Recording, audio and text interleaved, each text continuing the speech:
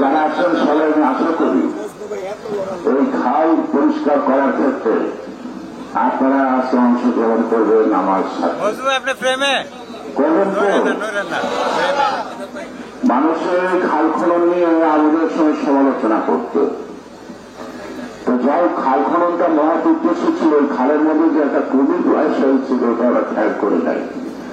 সেই কুমিরটা 17 বছর মানুষকে যন্ত্রণা দিয়ে এখন পালিয়ে আছে দিল্লিতে, এই কুমিরটা। তো সুতরাং আমরা খাল কেটে কুমির আনবো না, খাল কেটে স্বচ্ছ পানি আনবো। সেই পানি খাওয়ার উপযোগী হবে, সেই পানি দিয়ে আশেপাশের মানুষের অনেক সমস্যার সমাধান হবে এবং জলাবদ্ধতা থাকবেন না।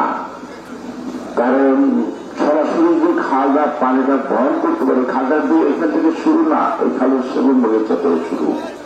আবার পর্যটনে কালভার রোধ করেন, এটা খাল। আপনারা নদীগুলোর মাঝখানে এখানে যেন খাল কবল করে নদী দিয়ে সেই খালটা সংযোগ হয়ে ডালে নদী থেকে যুক্ত। আমরা সেই খালটাকে আবার পুনরায় পুনরুদ্ধার করে আমরা সেই আগের পরিবেশে নিয়ে আসবো। ঢাকা শহরে অনেক খাল বিল ছিল, আমরা আগে বুঝতাম যে খাল বললে বেশি ভালো, কিন্তু খাল বললে বেশি বিপজ্জনক। সামান্য বৃষ্টি হলে আপনারা রাস্তায় নামতে পারেন না, হাঁটু পাড়িয়ে যায়, তাই না? আবার যারা খালের পাড়ে জায়গা আছে তারা পারলে খালের 10 ফুট জায়গা বাড়াইয়া বিল্ডিং করে। এখন যদি সঠিক জরিপ করে অনেকের বিল্ডিং ভাঙা যাবে।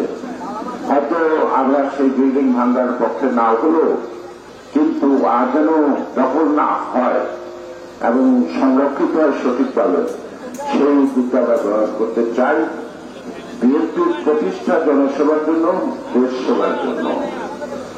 আরেকটা জিনিস হল যে আমরা কিন্তু সরকারে নাই, আপনারা অনেক দাবি দেওয়া করেন। আগে আমাদেরকে সরকার পরিচালনার দায়িত্ব দেন, তারপরে যত দাবি হচ্ছে দাবি করেন। আমরা আপনাদের দাবির সাথে একাত্মতা আপনাদের জন্য দিয়েছি, আপনাদের দলে দিয়েছি। এখন আমাদেরকে যদি দায়িত্ব দিতে হয় তাহলে কি দরকার? কি দরকার?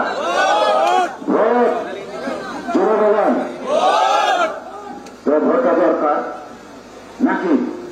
এই মাঝে মাঝে নানা ঘটনা দেখেন না, এটা হল যে আপনাদের যে ভোটের অধিকারটা যাতে আপনারা না পান, ভোটটা যাতে না দিতে পারেন, তার মধ্যে একটা ষড়যন্ত্র আছে।